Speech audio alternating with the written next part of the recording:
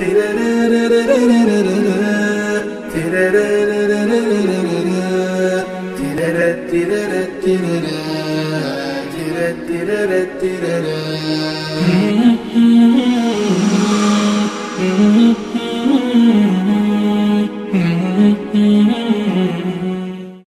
الله الرحمن الرحیم.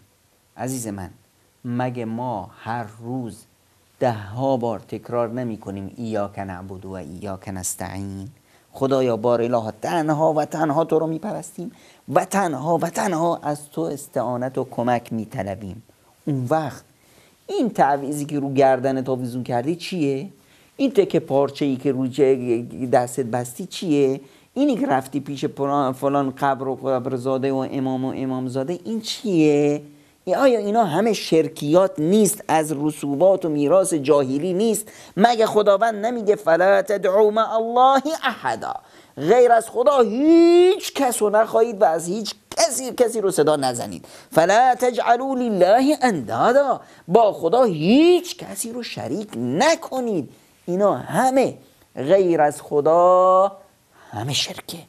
بذارش کنار، رابطت بکن با خدا و تنها با خدا.